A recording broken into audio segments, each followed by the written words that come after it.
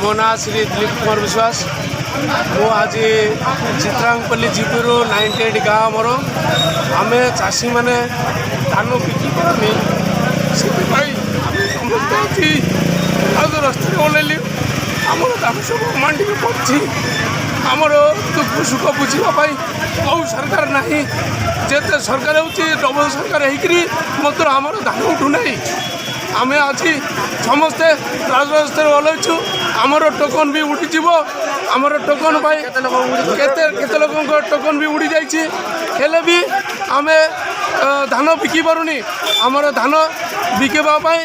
आम समस्ते मोटामोटी राजरास्ता छिड़ाई सरकार जदि यार कौन अच्छे विधि न करेंगे आम विष पीकि समस्ते मरीजा मोर ना कौशल्या कवासी मु चित्रांगपल्ली जीपीर सरपंच आज जो मंडी विषय आज राजरास्ता आमर चाषी भाई मैंने चित्रांगपल्ली जीपीर चाषी भाई मैंने राजरास्ता उलुंट मंडी विषय नहीं कि बहुत समस्या हो आज पर्यंत से मंडीर धान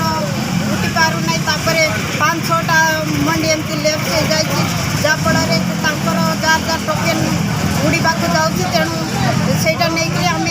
आज रास्ता जाम करूँ कि चाषी मैंने कार कथा शुणी पारे शुणी ना जहाँफल आम